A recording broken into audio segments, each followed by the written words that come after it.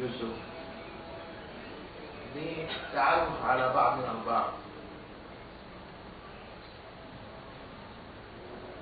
والذي حاصل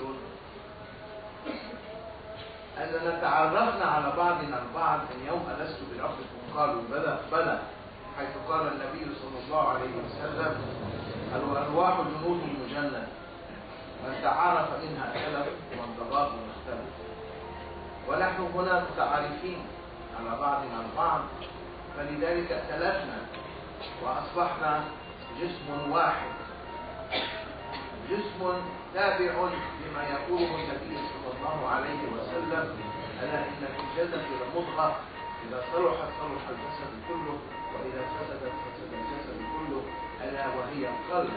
وهذه هي قلوبنا متحدة لمحبة النبي المصطفى عليه أفضل الصلاة والسلام، ولمحبة أهل بيته، ولمحبة أحبابه الكرام الذين هم من صلبه. Bismillahirrahmanirrahim. Assalamualaikum warahmatullahi wabarakatuh. Alhamdulillah, guru kita Syekh Hisham Al-Qabbani menyampaikan puja dan puji syukur kepada Allah Ta'ala yang telah memberikan kepada kita semua hidayah untuk memeluk agama Islam. Yang berkat hidayah dari Allah inilah kita dapat memeluk agama Islam. Kemudian beliau sampaikan sholawat dan salam kepada Nabi Muhammad SAW, Nabi yang tiada tandingnya. Insya Allah saya akan menerjemahkan sesuai dengan kemampuan saya, dan semoga dengan berkat keberkahan beliau dan doa dari beliau, apa yang akan saya terjemahkan ini diberkati pula oleh Allah Ta'ala. Para pemirsa dimanapun Anda berada, guru kita Syekh Hisham Al-Qabbani dengan tawadhu'nya merendahkan diri, beliau berkata, saya duduk di sini berbicara di depan hanya melaksanakan perintah dari guru kita Ustaz Yusuf Mansur. Saya sekedar melaksanakan perintah imtithalan lil amr, perintah untuk memperkenalkan diri dan untuk saling mengenal di antara saya dengan para pemirsa dan juga dengan hadirin yang ada di Masjid An-Nida NCTV. Beliau mengatakan sesungguhnya perkenalan ini sudah terjadi sejak zaman dahulu kala, zaman saat kita masih berwujud ruh di alam arwah, di alam dzat, yaitu ketika Allah Ta'ala mewahyukan kepada kita semua, alastu bi rabbikum, bukankah aku Tuhan kalian? Kemudian kita serentak menjawab qalu bala, benar ya Allah, engkau adalah Tuhan kami. Dan sejak saat itulah kita ini saling mengenal, sebagaimana yang dikatakan oleh Nabi Muhammad SAW, al-arwah junudun mujannadah, fama ta'arafa minha ikhtalaf wa ma tanakara minha ikhtalaf, wa kama qala SAW. Roh manusia yang satu dan roh manusia yang lain merupakan bala tentara yang saling mendukung.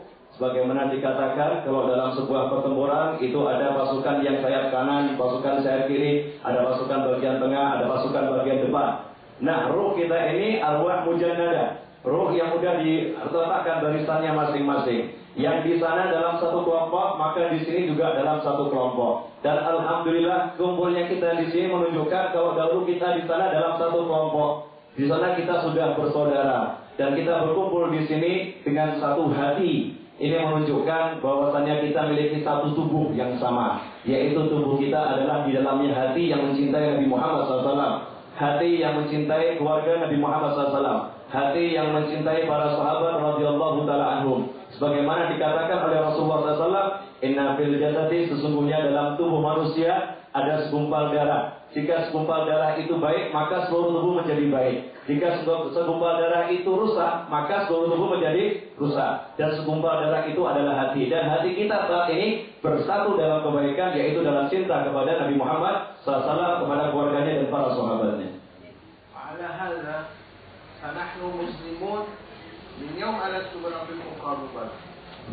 Wa nahnu muwahhidun min yawm alastu bi rabbikum qalu bala.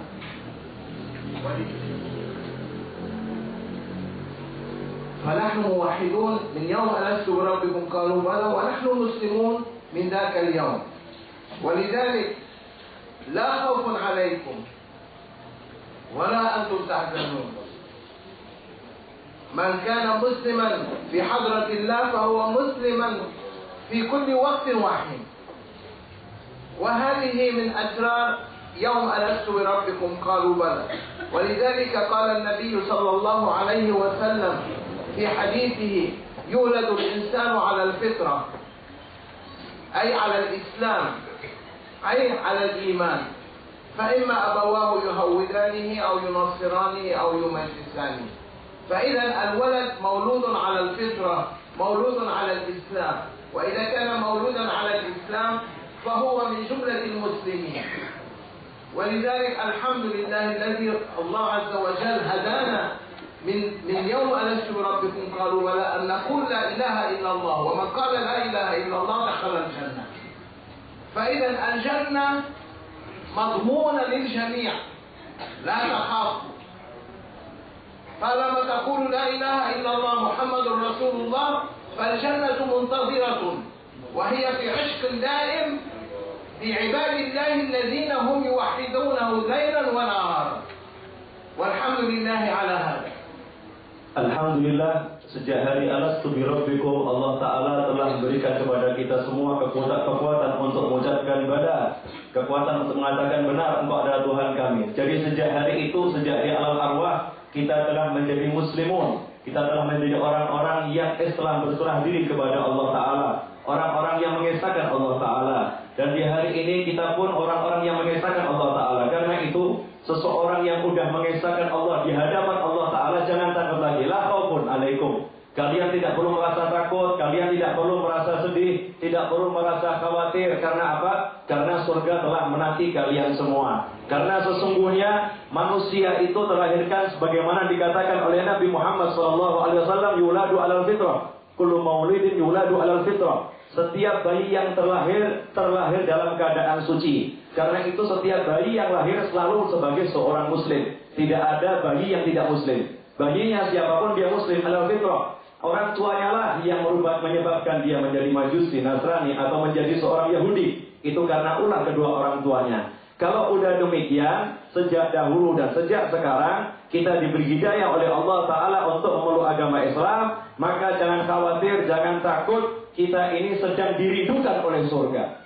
Surganya rindu kepada kita, surganya kangen kepada kita. Madmun bil jannah, dijamin orang yang udah mengucapkan la ilaha illallah Muhammad Rasulullah, madmun lahul jannah. Seseorang yang sudah mengucapkan la ilaha illallah Muhammad Rasulullah, maka jaminan untuknya surga dari Allah Ta'ala. Baik, pemirsa yang rahmati Allah, sebentar lagi akan menunggu azan subuh berkumandang.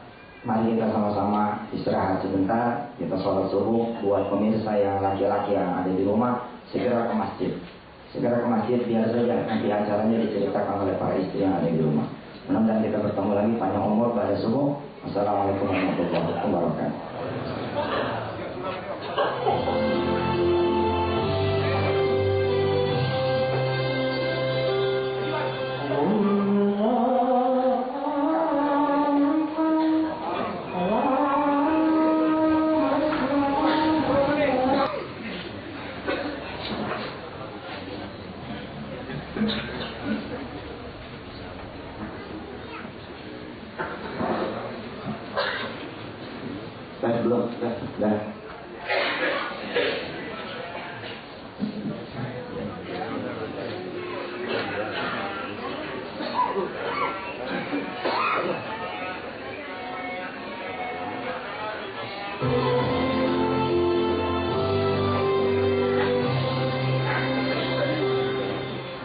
Bismillahirrahmanirrahim. Assalamualaikum warahmatullahi wabarakatuh.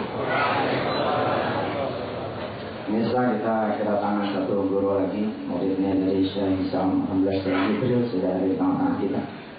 Syekh, kamu ketemu Assalamualaikum.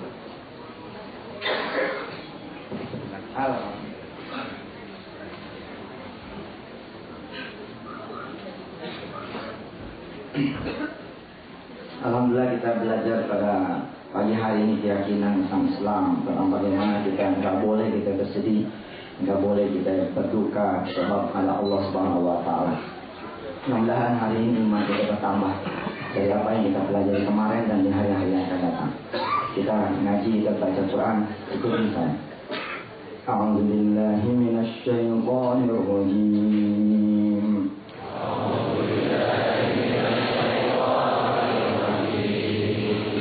Bismillahirrahmanirrahim.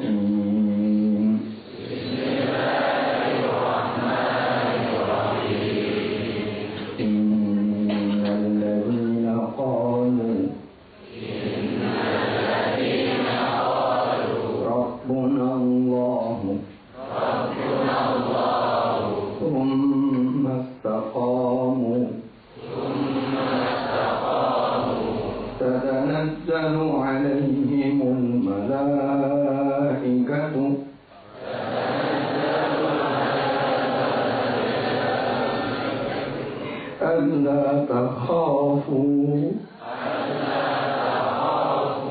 ولا تحزنوا وأبشروا بالجنة التي كنتم توعدون نحن أولياؤكم في الحياة الدنيا وفي الآخرة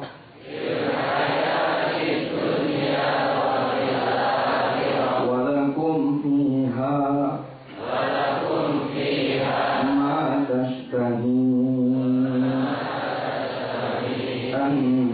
أنفسكم ولكم فيها ما تدعون نزلا من غفور رحيم. Seperti kita belajar pada hari ini dengan Syekh Hisham, Syekh Muhammad dan Syekh Jibril tentang keyakinan iman. Tidak usah kita takut. Penyakit kita, hutang kita, kesulitan kita, segala apa yang menjadi persoalan hidup kita, la tahzan, la takhaf wa la tahzan, innallaha ma'ana.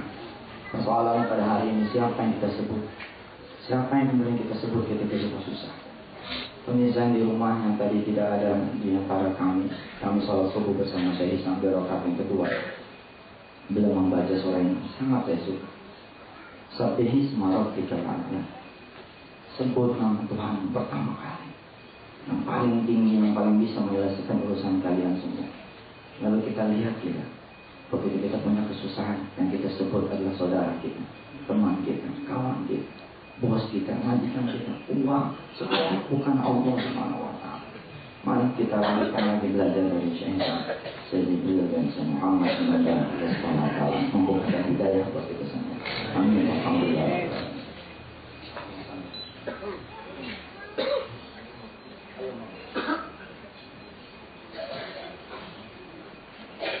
Assalamualaikum warahmatullahi ta'ala wabarakatuh.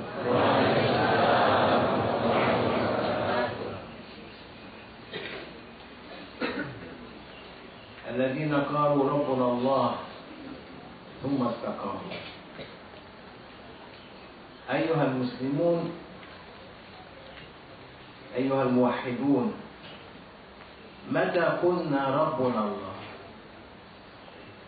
هل قلنا ربنا الله في الدنيا أم قلنا ربنا الله في عالم المثال، في حضرة الحق عز وجل في يوم ألست بربكم، حيث قال ألست بربكم؟ قلنا بلى.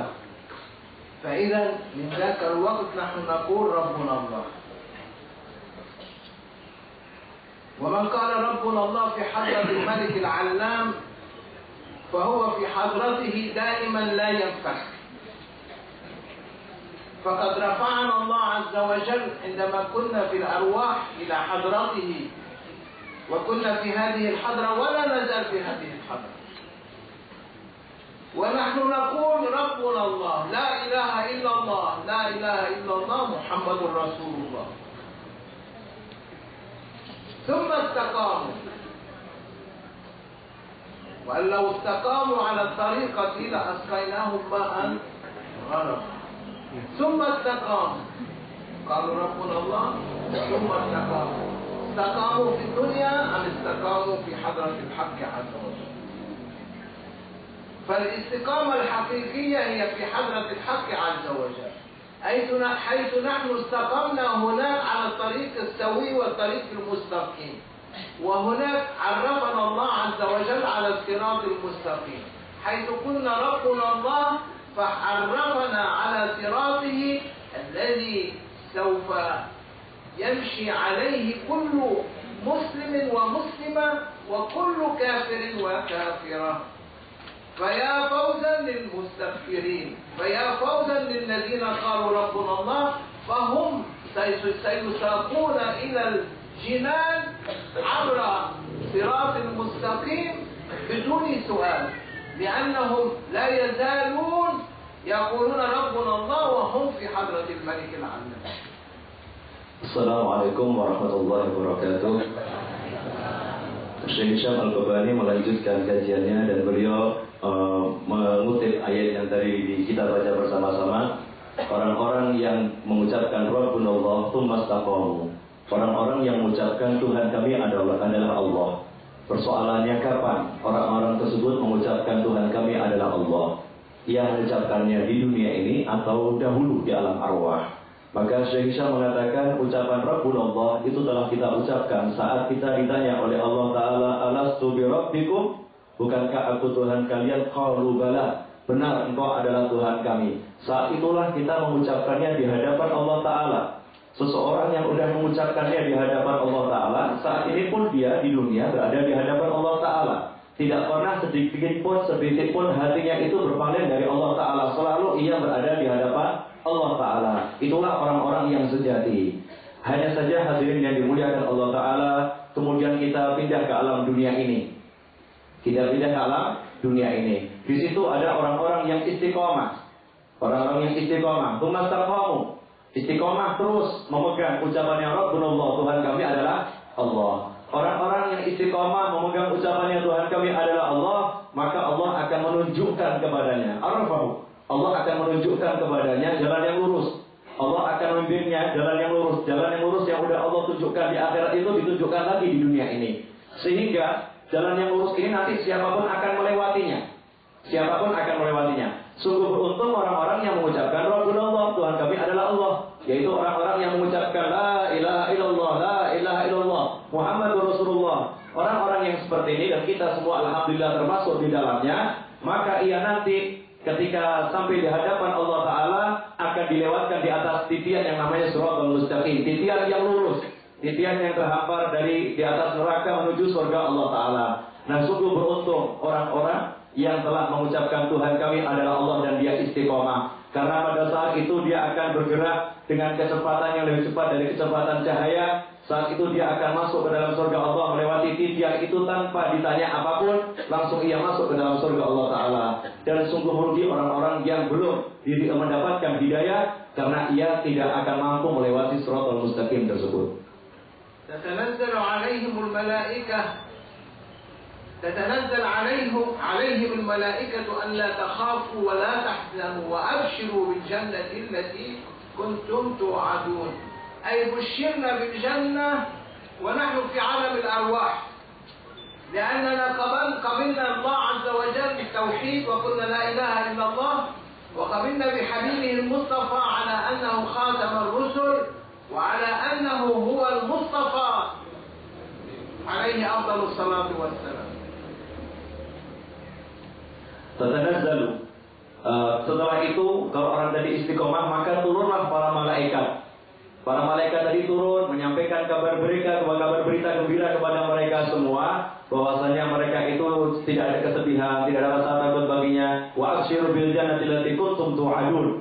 Dan berbahagialah kalian semua mendapatkan surga yang telah dijanjikan oleh Allah Ta'ala kepada kalian semua. Kita semua ini telah dijanjikan mendapatkan surga. Kapan itu? Saat kita mengucapkan bala syahidna, saat kita mengucapkan la ilaha illallah Muhammadur Rasulullah. Dan kapan kita mengucapkan itu? Kita ucapkan itu dahulu di alam arwah. Saat kita berada di hadapan Allah, kita telah bersaksi tidak ada Tuhan kecuali Allah, dan kita telah bersaksi bahwasanya Al-Mustafa SAW, Rasul yang dipilih oleh Allah dari semua makhluknya, Nabi Muhammad SAW yang paling dicintai Allah adalah sebagai Rasul kita. Karena kita bersaksi di alam itu, maka di alam itu sudah dijanjikan, dijaminkan sejak dahulu kala engkau mendapatkan surga. Jadi bukan sekarang jaminannya. Baik, pemirsa yang rahmat Allah, kita akan menyaksikan iklan yang berikut ini. Subhanallah, mudah-mudahan kita panjang umur dan tetap bisa mengaji bersama Syekh Hisham setelah yang berikut ini. Selamat.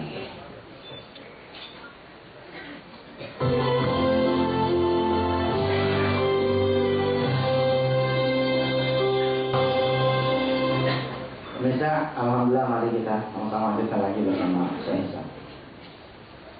Bismillahirrahmanirrahim. Assalamualaikum warahmatullahi wabarakatuh. تتنزل عليهم الملائكة أن لا تخافوا ولا تحزنوا وأبشروا بالجنة التي كنتم توعدون. تتنزل الملائكة في متى؟ هل تتنزل فقط في الدنيا على بني آدم أم تتنزل عليه في يوم ألست بربكم من ذاك الوقت في يوم ألست بربكم عندما كنا أرواح جنود مجندة؟ قال بعض المفسرين وبعض الصالحين أن الملائكة تتنزل على أمة النبي صلى الله عليه وسلم وعلى بني آدم الذين قالوا ربنا الله في يوم ألست بربكم قالوا بلى بلا انقطاع. وتنزل الملائكة تتنزل بالتسابيح والتحاميد والتهاليل والتبارك، فهي حاملة معها الفيوضات الربانية والتجليات الرحمانية، تتنزل بها على هذا المشهد العظيم الذي هو بين يدي الله عز وجل، الذي هو بين يدي الله عز وجل. ولذلك في التحيات في الصلاة نقول التحيات المباركات الصلوات الطيبات لله. نبتدئ بالتحميد وإعطاء التحية، التحيات والصلوات والطيبات لله، أي يا ربنا التحيات لك، نحن داخلين عليك، داخلين على مقام التوحيد، داخلين على مقام أشهد أن لا إله إلا الله وأشهد أن محمدا رسول الله، داخلين على الحضرة الإلهية فلا تردنا، فنحن داخلون بالتحيات المباركات. هذه التحيات هي المباركة من طرفك يا ربنا يا الله. التحيات المباركات الصلوات أي كل صلاة التي صليناها أو صلاة على النبي صلينا بها على النبي أو صلينا فرضنا أو النفل، هي يا ربي قادمين بها عليك فافتح لنا أبوابك. فهذه الأبواب فتحت في يوم ألست بربكم قالوا بلى عندما شهدنا بهذا، وهذه الأبواب تفتح وتعاد مرة ثانية في كل صلاة، تفتح علينا هذه الأبواب في التحيات. ولذلك من أسرار الصلاة أن نبتدئ بالتحيات لله عز وجل. Ya, beliau kembali mengucapkan salam untuk kita semua karena kita barusan dari commercial break. Ketemu lagi mengucapkan salam di sunnah seperti orang baru berpisah. Apa yang beliau sampaikan semoga Allah memberi saya kemampuan untuk menerjemahkannya.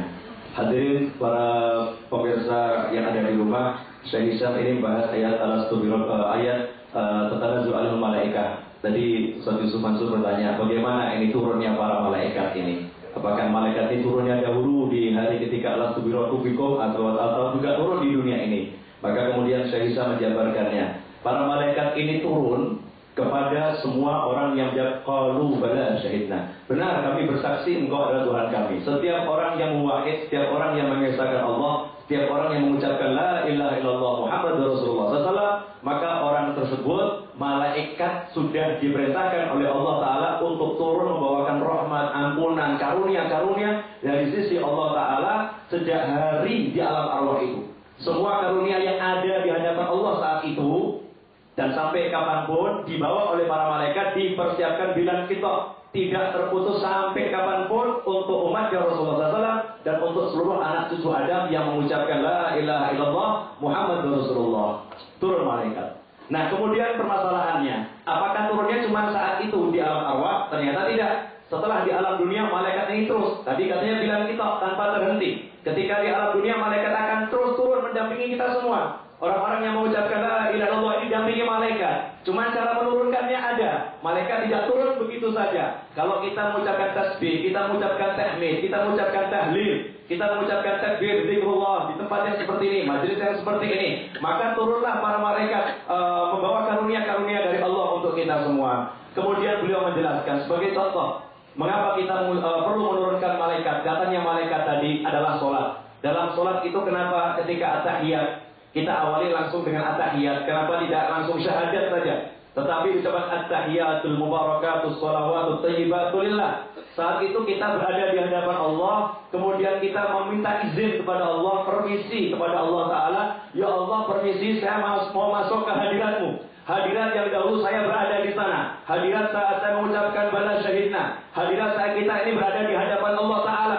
Saat ruh kita mengenal Allah. Hadirat itu hadirat yang sangat suci, hadirat yang penuh karunia. Dan hadirat itu dibuka untuk semua yang mengucapkan la ilaha illallah Muhammad Rasulullah. Dan terus dibuka untuk orang yang mengucapkan kalimat tersebut ketika dia sholat. Makanya ketika kita sholat, kita mau masuk ke hadirat Allah Ta'ala. Allah Ta'ala mengajari caranya, ucapkan dulu salam kepada saya. Salam masuk, izin masuknya dengan ucapan at-tahiyat, al-mubarakat, as-sholawat. Semua as-sholawat yang dimaksud di situ adalah diantaranya sholawat kepada Nabi Muhammad SAW. Sholawat yang dimaksud diantaranya adalah sholat 5 waktu kita, sholat sunnah kita. Semua ini kita minta izin kepada Allah. Tolong ya Allah, dengan sholawat kita, dengan sholat kita, dengan muji-muji kepadamu, bukakan sekali lagi pintu itu kepada saya, sehingga saya dengan sholat ini bisa masuk kepadamu. Hakadha bil ma'na. ولذلك فرضت علينا التحيات في الصلاة. تقول تحيات لا صلاة، لا تقبل الصلاة. فالتحيات هي المقدمة للدخول في مقام المشاهدة. المشاهدة الحقيقية للتوحيد. يقولون توحيد في هذا الزمن، التوحيد لا تشرك لا تشرك لا تشرك، التوحيد التوحيد. من الموحد؟ هل نحن موحدون حقيقة؟ نعم، في يوم ألست بربكم قالوا ولا نحن موحدون حقيقة. أما في الدنيا فهذا التوحيد اختفى من قلوبنا. الموحد الحقيقي هو النبي صلى الله عليه وسلم، حيث وحد ربه في دنياه وفي آخرته، وحيث رفعه الله عز وجل إلى مقام قاب وقوسين أو أدنى في مقام المشاهدة. فهو هناك كان الموحد الذي رأى بعين ربه بعينه، حيث قال الإمام النووي حتى الإمام الشعراوي المتقدم قال أن النبي صلى الله عليه وسلم رأى ربه بعين رأسه، بعيني رأسه.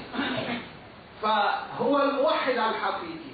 ففي التحيات حتى ندخل في مقام المشاهدة الحقيقية وجبت علينا التحيات أولا أدبا مع الله عز وجل، حتى نتمكن من هذه التنزلات الملائكية في التحيات الطيبات والصلوات الطيبات لله. ثم يريد الله عز وجل أن يخبرنا أن لا إمكان لدخول مقام المشاهدة ولا إمكان لتقبل الشهادة منكم بدون الدخول على حبيبي محمد صلى الله عليه وسلم والسلام عليه، حيث نقول السلام عليك أيها النبي، ومن إشارة إلى حضرته، أي هو موجود حاضر وناظر على كل من يذكر اسمه، وخاصة في الصلاة حيث نقول السلام عليك أيها النبي، أي يا رسول الله، نحن دخلنا ولجأنا إليك، فأنت لا تردنا بل قدمنا لحضرة الله عز وجل لمقام المشاهدة. Ya, bagaimana terjemahannya? Tahan dulu, ya, karena ini sudah mau komersial break lagi, Masya Allah. Pemirsa yang dirahmati Allah, berdoalah supaya anak-anak ibu dan bapak paham Lughatul Arabiyyah. Mudah-mudahan, insya Allah mudah-mudahan walaupun kita nggak paham, tapi nanti anak turunan kita paham. Di sini ada santri-santri kita dan calon-calon santri yang akan masuk Darul Quran, juga masuk ke Aimah di Indonesia. Insya Allah belajar bahasa Arab supaya bisa mengerti, dan insya Allah kita akan dapat terjemah dari Habib Novel setelah yang satu ini.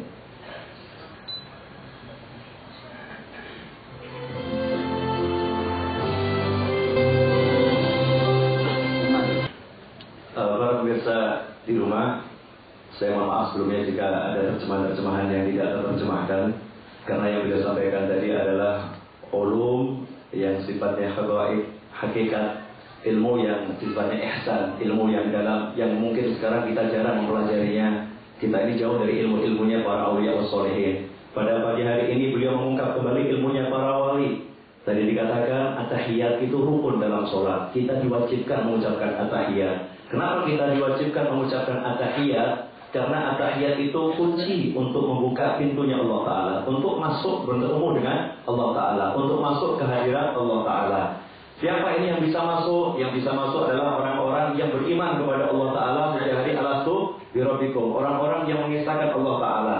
Nah, yang jadi masalah, apakah sekarang ini kita ini betul-betul mengisahkan Allah Ta'ala? Apakah kita betul-betul beriman kepada Allah Ta'ala? Kita mungkin sering mendengar orang mengucapkan jangan musyrik, jangan musyrik, jangan musyrik. Lalu sebenarnya mana yang enggak musyrik itu yang mana? Yang betul-betul beriman itu yang mana? Beliau mengatakan yang betul-betul beriman kepada Allah Ta'ala, yang muwahhid sejati hanyalah Nabi Muhammad SAW. Karena beliau mengesahkan Allah Ta'ala di hari alastu birabbikum, sampai kapanpun beliau itu hatinya melihat Allah Ta'ala. Kedua mata beliau, bagaimana yang dikatakan oleh Imam Nawawi dan Imam Sya'rawi, bahwasanya Rasulullah SAW itu melihat Allah ketika Mi'raj dengan mata beliau, melihat dengan cara yang hanya dipahami oleh Allah Ta'ala, bukan seperti yang kita pahami, melihat yang suci dari segala permisalan. Nah, Rasulullah SAW yang seperti itulah yang betul-betul beriman kepada Allah Ta'ala. Sedangkan kalau kita ini hati kita suka lalai kepada Allah. La ilaha illallah, ketika mengucapkan itu pun bagaimana hati kita? Apakah hati kita melihat Allah? Apakah hati kita mengisahkan Allah? Kita ini masih belum sampai pada derajat muwahhid yang sejati. Itu hanya diperoleh oleh Nabi Muhammad SAW. Karena itulah kita di sholat diajari. Di sholat diajari untuk jadi muwahhid sejati, untuk masuk ke hadirat Allah, untuk melupakan segala-galanya, hanya untuk ingat kepada Allah Ta'ala. Disitulah kita ucapkan at-tahiyatul mubarakatus shalawatut thayyibatu lillah. Sehingga kalau kita masuk di sholat dengan yang seperti itu, maka Allah nanti akan menurunkan para malaikat. Kita siap, sudah siap ini masuk untuk dapat anugerah dari Allah Ta'ala lewat para malaikatnya. Hanya saja tidak semudah itu kita masuk sendiri, gak bisa. Tidak bisa kita masuk sendiri. Allah katakan kalau mau masuk pintuku harus lewat kekasihku Nabi Muhammad SAW. Tanpa Rasulullah gak bisa kita buka pintu tanazzulat malaikatnya, gak bisa. Kita mau masuk hadrah ilahiyah tanpa Nabi Muhammad SAW gak bisa. Mau masuk sendiri gak bisa. Karena itulah di sholat dirukunkan untuk mengucapkan salam. At-tahiyat itu salam untuk Allah. Kemudian kita diperintahkan mengucapkan salam untuk Nabi Muhammad sallallahu alaihi wasallam. Assalamu alayka ayyuhan nabiyyu wa rahmatullahi wa barakatuh. Dengan kita mengucapkan salam inilah, maka kita dibawa oleh Nabi Muhammad SAW untuk berada di hadapan Allah Ta'ala. Sehingga kita siap menerima karunia-karunia yang telah Allah janjikan, yang dibawakan oleh para malaikat untuk kita semua. Kurang lebih ringkasannya demikian. فما بالنا إذا قلنا السلام عليك أيها النبي، أي مخاطبة النبي صلى الله عليه وسلم وهو سامع وحاضر. أتقول السلام عليك، الكاف ترجع للنبي، ضمير يرجع إلى النبي صلى الله عليه وسلم، ونحن لا نراه ولكن هو يرانا. إذا كنا متقدمين في العبادة فنحن نرى ربما، ولكننا عيوننا مغلقة، فمن كان في هذه أعمى فهو في الآخرة أعمى وأضل سبيلا. نرجو الله أن لا يجعلنا عميان لا في الآخرة ولا في الدنيا. فبدخولنا على النبي صلى الله عليه وسلم ونقول السلام عليك أيها النبي، ماذا يظن الفرد أو المرء؟ ما هي الهدايا التي ما هم الهدايا التي تعطى من طرف النبي صلى الله عليه وسلم لذاك الشخص الذي يقول السلام عليك؟ هل هناك هدايا خاصة لذاك الشخص؟ نعم، هي ملائكة تتنزل عليهم في كل لحظة وفي كل حين عندما يذكرون اسم النبي صلى الله عليه وسلم، وخاصة في الصلاة، فيحتضنهم النبي صلى الله عليه وسلم عنده ويدخلهم في ممر آخر من عنده إلى من هم له قائمين على هذا الباب، أي أولياء الله عز وجل. ألا إن أولياء الله لا خوف عليهم ولا هم يحزنون، أي لا يضرهم شيء. هؤلاء الأولياء أجيزوا بكل شيء من طرف النبي صلى الله عليه وسلم ومن طرف الله عز وجل، فهم يدخلون على الأولياء بقولهم السلام عليكم، السلام علينا وعلى عباد الله الصالحين. أي عندما أخذوا السلام من النبي صلى الله عليه وسلم ورد عليهم السلام النبي صلى الله عليه وسلم، وسلام النبي ليس كسلامنا، فسلام النبي هو رحمة، لأنه هو الرحمة المهداة للعالمين، المهداة للأكوان، فهو ليس نبي للبشر، فهو نبي لكل ما خلقه الله عز وجل من بشر وغير بشر. هناك عوالم لا يعلمها إلا الله، والنبي صلى الله عليه وسلم أقامه الله فيها أيضا نبيا لهم، الله أعلم بهم. فبدخولهم على الأولياء الصالحين يقولون السلام علينا، أي أخذوا هذه التبركات من النبي ودخلوا على أبواب الصالحين يتلبسون الأعتاب للدخول في مقام المشاهدة هنا. Kemudian Syekh Hisam menyebutkan bahwasanya ucapan salam kita kepada Nabi Muhammad SAW, Assalamu alaika, di situ kita rukunnya dengan kaf khitab, yaitu Rasul berada di hadapan kita. Salam sejahtera untuk untuk engkau, duhai Rasulullah SAW. Kalau kita mengucapkan untukmu, yang kita ajak bicara itu ada di hadapan kita, bukan jauh. Karena itu bukan Assalamu alaihi atau Assalamu ala Nabi, salam untuk Nabi, yang jauh enggak. Assalamu alaika. Kita diperintahkan oleh Allah Ta'ala untuk menghadirkan Nabi, khususnya ketika kita sholat, kita menyebut Nabi SAW, dihadirkan Nabi itu betul-betul di hadapan kita, kemudian kita ucapkan salam. Ini syarat untuk masuk hadrahnya Allah Ta'ala, untuk masuk hadirat Allah. Ketika kita mengucapkan Assalamu alaika ayuhan Nabi, saat itulah Nabi itu selalu melihat kita. Rasulullah itu melihat kita dan Rasulullah menjawab salam kita. Hanya saja tidak semua orang bisa mendengar jawaban salam Rasul. Tidak semua orang bisa melihat Rasulullah SAW. Kenapa? Karena pandangan kita ini penuh dengan kotoran. Insya Allah kita tidak termasuk orang-orang yang tunanetra hatinya, yang buta hatinya. Sebagaimana dikatakan, barang siapa buta di sini maka di akhirat nanti akan lebih buta. Insya Allah kita bukan yang itu. Nah, orang-orang ada yang bisa melihat Rasulullah SAW, yaitu para ulama wassalihin. Melihat dalam arti melihat dalam keadaan jaga dalam sholatnya. Langsung Rasul ada di hadapannya. Dan syahidnya dari nas hadis. Ini bukan sesuatu, saya tambahkan sedikit biar gak bingung. Ini bukan sesuatu yang aneh. Karena Rasul telah bersabda dalam sebuah hadis, "Man ra'ani fil manam sayyarani haqqan, fa inna syaitana la yatamatsalu bi." Siapa yang melihatku di alam mimpinya, dia akan melihatku di alam jaganya secara nyata. Sebab setan tidak dapat menyerupai diriku. Kemudian, ketika kita mengucapkan salam tadi, kita mendapat jawaban salam dari Rasul. Sedangkan salam dari Rasul itu tidak seperti salam dari kita. Salam dari Rasul memberikan di situ doa rahmat untuk kita semua, dan beliau itu diutus rahmat. Sedangkan Rasulullah SAW bukan Nabi untuk kita saja, bukan untuk manusia. Rasul adalah Nabi untuk seluruh makhluknya Allah Ta'ala. Hadirin yang dimuliakan Allah Ta'ala. Kemudian setelah kita mengucapkan salam kepada Rasul tadi, kita dibawa menuju kepada para aulia. Nanti setelah komersial break akan saya lanjutkan terjemahannya. Masya Allah, ibu bapak yang dirahmati Allah, ada satu firman Allah Subhanahu wa ta'ala dalam surah Ali Imran. A'udzubillahi minasyaitonir rajim. Yauma tajidu kullu nafsin ma 'amilat min khairin muhdara wa ma 'amilat min su'in tawaddu law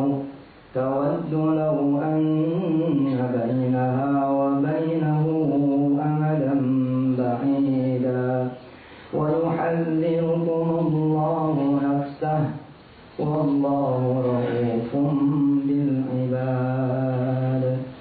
Qul in kuntum tuhibbuna Allah Qul in kuntum tuhibbuna Allah fattabi'uni yuhibbukum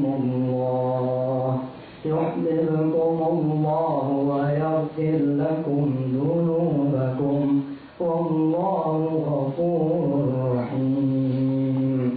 Qul ati'u Allah war rasul fa in tawallaw fa inna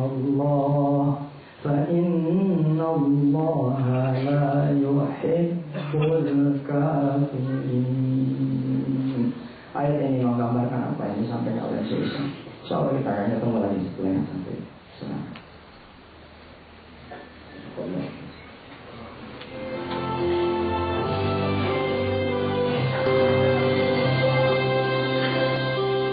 Para pemirsa di rumah dan para jamaah yang ada di Masjid An-Nida MNC TV. Tadi kita lanjutkan terjemahnya sedikit saja. Beliau mengucapkan setelah salam kepada Rasulullah SAW, maka kita dibawa oleh Rasul untuk mengucapkan salam kepada orang-orang yang soleh. Siapakah orang-orang yang soleh ini? Ini orang-orang yang selalu berada di hadratnya Allah Ta'ala, di hadiratnya Allah Ta'ala. Arti berada di hadirat Allah, hatinya itu selalu memandang Allah Ta'ala, maqam musyahadah. Tidak pernah sedikit pun hatinya itu berpaling kepada Allah, tidak pernah melihat dunia, selalu fokus kepada Allah Ta'ala. Nah, untuk masuk ke sana, maka kita diperintahkan mengucapkan Assalamu alaina wa ala ibadillahis sholihin. Ketika kita mengucapkan Assalamu alaina wa ala ibadillahis sholihin, maka saat itulah kita menginjak tangga untuk masuk ke pintu hadirat Allah Ta'ala, ke maqam musyahadah. Nah, orang-orang yang soleh inilah nanti yang akan membawakan hadiah-hadiah dari para malaikat, yang akan membawakan jalan-jalan petunjuk kepada kita semua menuju Allah Ta'ala. Lewat bimbingan mereka, maka kita bisa mengenal Allah, bisa melihat Allah, bisa musyahadah, bisa iman yang hakiki, muwahhid yang hakiki, yaitu orang yang beriman yang melihat Allah terus seperti dahulu kita menyaksikan Allah di alam arwah. لذلك يقول أهل العلم وأهل الحقائق أن مقام التوحيد هو مقامان، مقام الوحدانية ومقام الأحدية. مقام الوحدانية أي كل شيء يدل على وحدانية الحق عز وجل.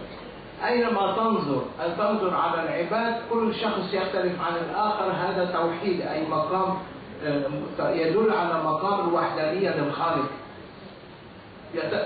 تنظر على الجبال، تنظر على الطيور، تنظر على كل شيء خلقه الله عز وجل، على النجوم الذين يذكرون الله قياما وقعودا وعلى جنوبهم ويتفكرون. التفكر هو مقام التوحيد، مقام الوحدانية، أي تتفكر في خلق السماوات والأرض. كل هذا يدل على مقام الوحدانية. أما ما يدل على مقام الأحدية أي مقام المشاهدة. هناك المشاهدة الحقيقية لما لا يرى، لما لا يعطى، وفقط يعطى للذين أخبر عنه الرسول صلى الله عليه وسلم: ما زال عبدي يتقرب إلي بالنوافل حتى أحبه، فإذا أحببت كنت سمعه الذي يسمع به وبصره الذي يبصر به، إلى آخر الحديث. أي إذا أحب الله عز وجل عبدا جعله يسمع ما لا يسمع، ويرى ما لا يرى، ويتكلم ما لا يتكلم، ويتحسس ما لا يتحسس، ويمشي في أماكن لا يمشى فيها أبدا.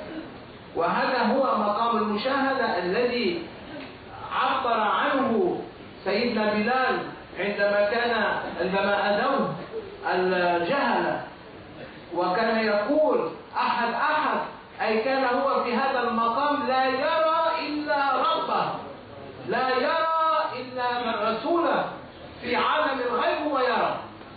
ولذلك مقام الأحدية هو مقام المشاهدة. ولذلك جاء بعد عندما تحضرنا من التحيات لله، إلى السلام للنبي، إلى دخول على الأولياء، على أولياء الله الذين أخبر عنهم في القرآن الكريم، إلى مقام المشاهدة، أي نقول أشهد. فهناك نشهد، فإذا لم نشهد كأننا كذبنا، كأننا لم نقل الصدق. ولذلك علينا أن نتحرى جيدا عندما نقول أشهد أن لا إله إلا الله. عقلنا وقلبنا يجب أن يكون متفكرا بحضرة الحق عز وجل، وجالسا بحضرة الحق عز وجل، ونقول لله عز وجل: أشهد أن لا إله إلا الله، يا ربي أنت ربي، ومحمد صلى الله عليه وسلم هو رسولك ورسول الهدى، وهو نبيك ونبيي الذي أرسلته رحمة للعالمين. عندها تقبل الصلاة. ولذلك صلاتنا هي صلاة التشبه. التشبه بالصالحين والتشبه بالنبي صلى الله عليه وسلم. ولذلك قرأ الآية الآن: إن كنتم تحبون الله فاتبعوني. نحن نتبع، والرسول عليه السلام هو الذي يقدمنا إلى حضرة الحق كاملين. لا تظن أن النبي صلى الله عليه وسلم لا يفعل شيء. تعرض علي أعمال أمتي، تعرض عليها أعمال الأمة، فإذا رأى خيرا حمد الله، وإذا لم يرى ذلك استغفر لنا. ولو أنهم إن ظلموا أنفسهم جاءوك يا محمد فاستغفروا الله واستغفر لهم الرسول لوجدوا الله توابا رحيما. أي بشرط استغفار الرسول. لو استغفروا ليلا ونهارا بدون استغفار الرسول لن ينفعهم إلا باستغفار الرسول. ولذلك المشاهدة تأتي بعد استغفار الرسول لنا، ونحن في حال كما قال الشاعر، كما قال الإمام أحمد الرفاعي الكبير: في حالة البعد كنت روحي أرسلها. أي هو كان يرسل، كان يرى ويرسل إلى النبي صلى الله عليه وسلم روح تقابل الأرض وهي نائمة. Hadirin para pemirsa yang dimuliakan Allah, saya akan terjemahkan secepat mungkin ya. Maqam tauhid itu ada dua, maqam wahdaniyah dan maqam ahadiyah. Maqam wahdaniyah ini kita bisa menyaksikan bahwasanya segala sesuatu ciptaan Allah itu menunjukkan kalau Allah Maha Esa. Yang Maha Esa, yang Maha Tunggal hanyalah Allah Ta'ala. Kita melihat bintang, bulan dan lain sebagainya. Karena itu diperintahkan alladzina yazkurunallaha qiyaman wa qu'udan wa 'ala junubihim wa yatafakkarun. Orang-orang yang bertafakur melihat alam semesta ini, otomatis nanti dia akan mengenal bahwasanya Allah Maha Esa. Kemudian yang kedua yaitu maqam ahadiyah. Maqam ahadiyah ini adalah maqam pengesaan Allah Ta'ala dalam arti mengesahkan dan betul-betul menyaksikan Allah. Menyaksikan dengan hatinya, menyaksikan dengan akalnya, menyaksikan dengan pikirannya. Ia menyaksikan Allah Ta'ala.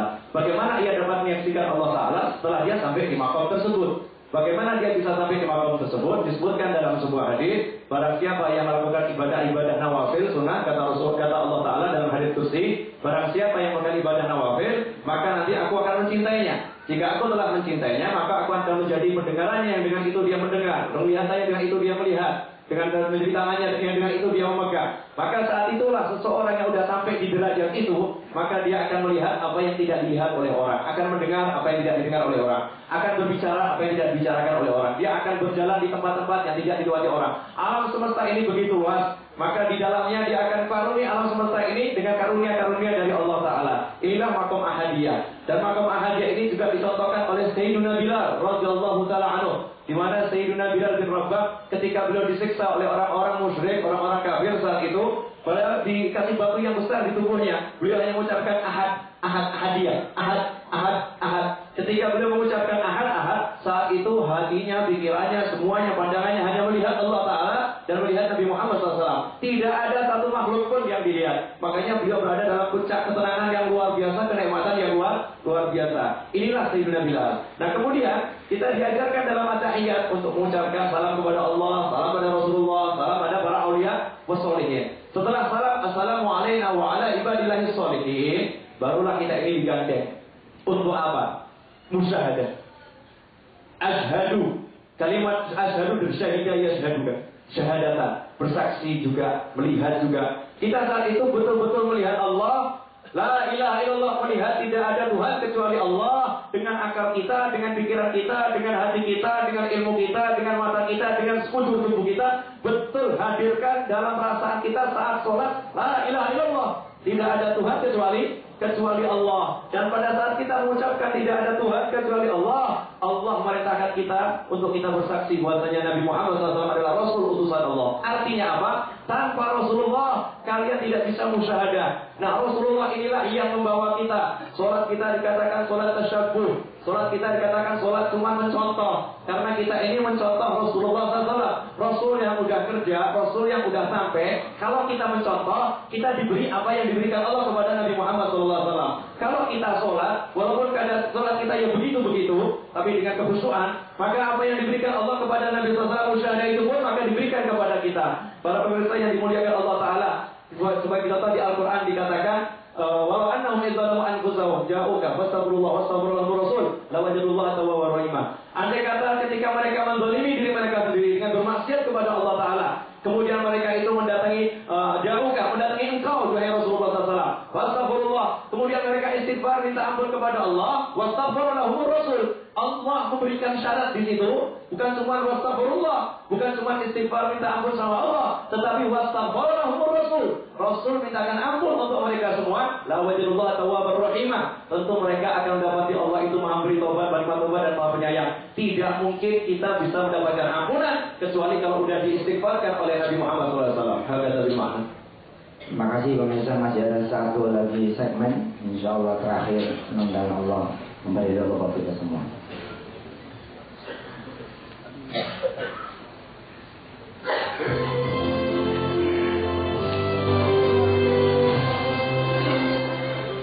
ونختم بالقول أن الأركان الخمسة من الإسلام شهادة أن لا إله إلا الله وأن محمد رسول الله وإقام الصلاة وإيتاء الزكاة وصوم رمضان وحج البيت دخلت في الصلاة. الأركان الخمسة هي في الصلاة، ومن يصلي فقد دخل في الأركان الخمسة. وإن شاء الله مرة ثانية نخبر عن هذا الشيء. والآن أحول الميكروفون إلى صديقي وأخي الشيخ محمد العارف. بسم الله والحمد لله والصلاة والسلام على سيدنا مولانا رسول الله وعلى آله وصحبه ومن والاه. أحبتي في الله، لا عطر بعد عروس، ولم يبقي سيدنا مولانا الشيخ هشام لأحد أن يستطيع أن يستطرق أو يستطرد أو يستدرك عليه، لأن هذا كلام أهل الله، وهذه من فيوضات حبيب الله صلى الله عليه وسلم على من أحبهم واتبعوا طريقه صلى الله عليه وسلم. وهو من مشكاة حبيب الله صلى الله عليه وسلم يقطف ويأخذ ما يتكلم به. فقد يتكلم الإنسان بكلام لم يعد له ولم يحسب له حسابا، لأنه ليس من ملكة عقله وليس من ملكة لسانه، وإنما هو من ملكة فيوضات الله عليه.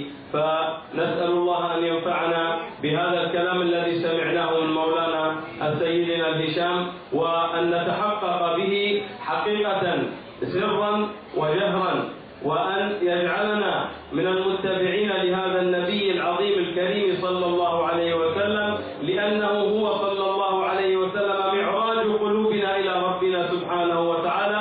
فلنا نصيب من معراجه صلى الله عليه وسلم، لأن هذا هو شهر معراجه، وهذا الشهر مجرد تذكير لذلك المعراج الذي عرج به إلى ربه سبحانه وتعالى. وكما قال مولانا هو في ترقي ومعراج دائم لا ينقطع صلى الله عليه وسلم، وإنما تلك كانت لحظة المشاهدة. أما الآن فهو الآن في عالم المشاهدة يترقى في حضرة مولاه سبحانه وتعالى. ونحن لا بد كما قال مولانا أن نتشبث بأديان هذا الحبيب وبآل الحبيب وبأولياء الحبيب صلى الله عليه وسلم، حتى يأخذوا بأيدينا إلى ذلك المقام، فلا نضل ولا نشقى بعد هذا، لأنه طريق الحق إن شاء الله. نسأل الله أن يعيننا على ذلك، وأن يعيننا على أنفسنا التي قال رسول الله صلى الله عليه وسلم عنها: جئنا من الجهاد الأصغر إلى الجهاد الأكبر. لأن الجهاد في سبيل الله ليس هو صغير وليس حقير، الجهاد جهاد الكفار، ولكن جهاد الكفار ساعة. أما جهاد النفس فهو طول الحياة. إنما جهاد النفس وجهاد الهوى وجهاد الدنيا وجهاد ملذات الدنيا التي تصد عن طريق الله وعن حبيب الله صلى الله عليه وسلم، هذه مجاهدة دائمة، فهي جهاد كبير لا ينتهي والشيطان لا يمل. فلذلك لا بد أن نحرص على قلوبنا بتصفيتها من كل شيء إن شاء الله، ونسأل الله أن يعيننا على ذلك ويقوينا. بسم الله والحمد لله والصلاة والسلام على سيدنا مولانا رسول الله. اللهم يا معلم إبراهيم علمنا، ويا مفهم سليمان فهمنا، وارزقنا من لدنك علما لدنيا نصير به كاملين في المحيا وبعد الممات. وأبلغكم يا سادتي سلام حبيبكم رسول الله صلى الله عليه وسلم من طيبة الطيبة. فالسلام عليك يا سيدي يا رسول الله يا محمد بن عبد الله من أحبابك في أندونيسيا وفي كل بقعة من بقاع الأرض الذين يصلون ويسلمون عليك يا رسول الله. الصلاة والسلام عليك يا مولانا يا حبيبنا يا رسول الله. أنت حاضر في قلوبنا، حاضر في عقولنا، حاضر في أرواحنا. والله لو غبت عنا ساعة أو دقيقة أو لحظة والله لم نعد أنفسنا من المسلمين. اللهم حققنا بهذا، اللهم وفقنا لما وفقت إليه القوم، وانقذنا من سنة الغفلة والنوم، وارزقنا الاستعداد لآخر يوم، واجعل أعمالنا خالصة لوجهك الكريم، وتقبلها منا يا أرحم الراحمين. اللهم انقلنا من ذل معصيتك إلى عز طاعتك يا أرحم الراحمين. اللهم آت أنفسنا تقواها وزكها أنت خير من زكاها، أنت وليها ومولاها، اغفر لها وتولاها. اللهم اجعل حياتنا حياة السعداء ومماتنا ممات الشهداء، ولا تخالف بنا عن طريقة الهدى. اللهم اجعل حياتنا حياة من تحب بقاءه، ومماتنا ممات من تحب لقاءه. اللهم اجعل الحياة زيادة لنا من كل خير، واجعل الممات راحة لنا من كل شر. اللهم اجعلنا وجميع أحبابنا من أحبابك وأحباب رسولك سيدنا محمد صلى الله عليه وسلم. اللهم إنا نسألك من خير ما سألك منه عبدك ورسولك سيدنا محمد صلى الله عليه وسلم وعبادك الصالحون. نسألك ذلك لنا ولكل أحبابنا، ونعوذ بك يا رب لنا ولجميع أحبابنا من شر ما استعاذك منه عبدك ونبيك ورسولك سيدنا محمد صلى الله عليه وسلم وعبادك الصالحون.